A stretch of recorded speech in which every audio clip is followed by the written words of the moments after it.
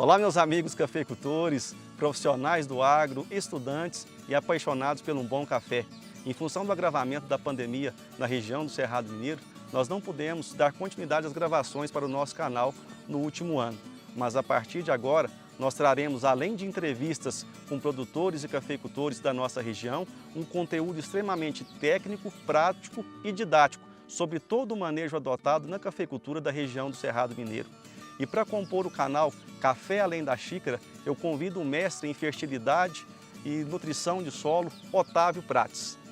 O nosso objetivo é desenvolver pesquisas para atender à realidade do produtor e da região, bem como gerar informação e tecnologias aplicáveis a campo, sempre respaldado em ética e transparência profissional. E nesse primeiro programa, nós abordaremos os perigos do desequilíbrio nutricional entre potássio e magnésio para a cultura do café. Vem comigo que a moda é boa!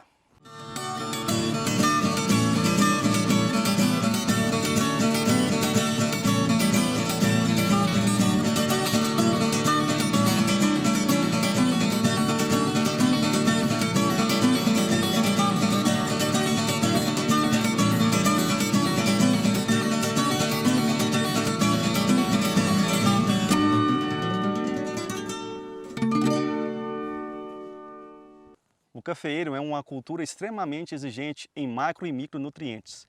Dentre os macros, nós demos destaque ao potássio, que é um nutriente extremamente demandado pela cultura do café. Entre as funções do potássio, nós podemos destacar pelo menos 3. Primeiramente, a osmorregulação. O que é isso? É a capacidade da planta em resistir melhor a déficits hídricos, como por exemplo a falta de água, seca, temperaturas muito altas. Podemos também destacar o favorecimento do crescimento radicular. Quando nós trabalhamos com boas adubações de potássio, nós favorecemos o crescimento da raiz, ajudando e auxiliando a planta a enfrentar momentos de falta de água e a absorção de outros nutrientes. Mas também podemos falar do transporte de açúcares, que é a capacidade do nutriente em carregar nutrientes fotoassimilados produzidos pela fotossíntese nas folhas e levá-los aos frutos, levá-los às flores, gerando mais produtividade à planta. Como nós vimos, o potássio é de extrema importância para a nutrição do nosso cafeeiro. O problema é quando esse nutriente se encontra em excesso ou quando nós não temos entendimento da interação dele com outros nutrientes, que é o que acontece, por exemplo, com o magnésio. O magnésio também é um importante nutriente para o café, sendo o quarto mais exigido. Plantas bem nutridas em café têm maior fotossíntese. Fotossíntese é o processo pelo qual a planta produz a maior parte da sua energia, tudo sendo convertido depois para a produção de frutos, flores e novas folhas, inclusive novos ramos para a próxima safra. Além do mais, o magnésio é fundamental para que a planta possa ter maior desempenho em tempos de calor e estresse térmico.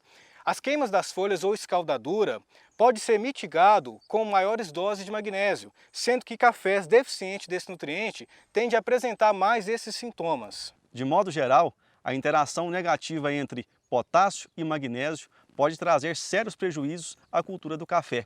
E como a gente pode trabalhar para minimizar essa interação negativa entre esses nutrientes? A pesquisa cafeeira sempre preconizou que 70% da adubação potássica deve estar no solo até o mês de dezembro. Porém, com o retardamento da florada em nossa região em função do clima e com o surgimento de novas variedades cada vez mais tardias, será que a concentração dessa adubação até dezembro não pode estar prejudicando de alguma forma a nossa cultura? Então eu te convido a refletir sobre essa adubação e o manejo que nós devemos adotar mediante esse cenário.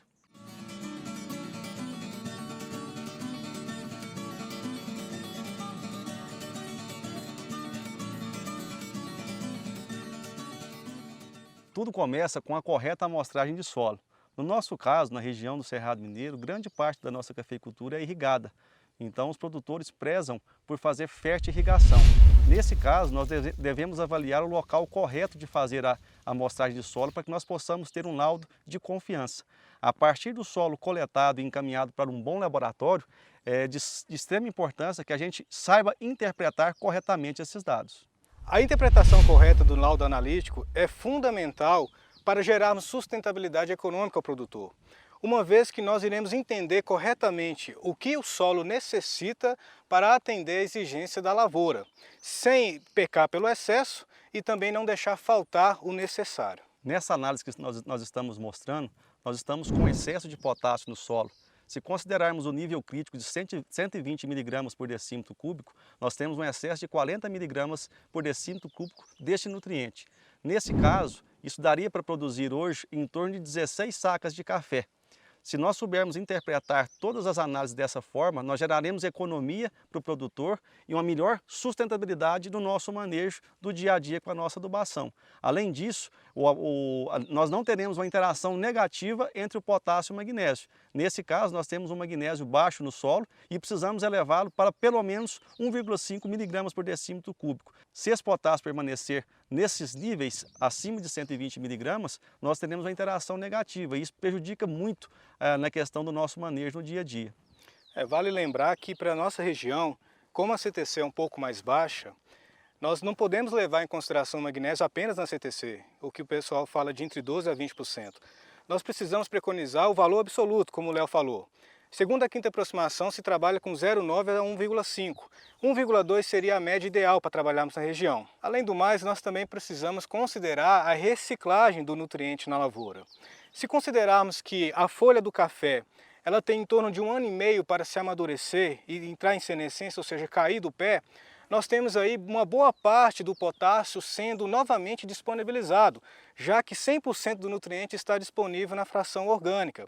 Considerando e contabilizando esse potássio, nós podemos ainda mais reduzir, ou pelo menos readequar a adubação potássica a partir desse momento. Com relação ao manejo do magnésio na lavoura cafeeira, visando o maior equilíbrio com o potássio, nós temos diversas estratégias. Certamente a calagem é a mais em conta em termos de custo. Se feita com antecedência entre agosto e setembro, certamente nós teremos uma boa disponibilidade atendendo à necessidade da lavoura. Dentro do nosso manejo proposto, o que nós temos observado hoje é que a calagem deve ser feita se atentando aos valores absolutos de cálcio e magnésio e não apenas aos valores da CTC. As CTCs do nosso solo são naturalmente muito baixas. Se eu trabalhar com a calagem buscando apenas a porcentagem do nutriente na CTC, eu estarei subestimando o valor dessa calagem no meu solo.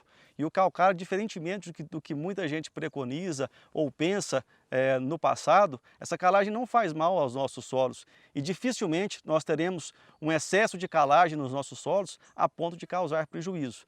Neste episódio também trazemos um trabalho que foi desenvolvido em uma lavoura cafeeira, sendo realizado mais de 400 pontos de solo, amostrais de solo, associados com coleta de folhas. Pelo gráfico nós observamos que aonde houve maiores teores de potássio, no caso o excesso de potássio no solo, nós tivemos um decréscimo da absorção de magnésio foliar, mostrando que essa interação ela pode ser altamente prejudicial à lavoura do cafeeiro, se não obedecido às doses corretas. Para que nós possamos fazer o monitoramento desses nutrientes no solo, é de extrema importância as coletas foliares. Elas devem ser feitas de 2 a 3 durante o período do café. Isso vai contribuir para que a gente estude o equilíbrio desses nutrientes na planta e, logicamente, vai inferir na maior sustentabilidade da cafeicultura. Ou seja, a gente controlando os teores desses nutrientes, a gente pode reduzir ou aumentar os teores de potássio, magnésio e os demais nutrientes no solo de acordo com a real necessidade da planta e não apenas no achômetro.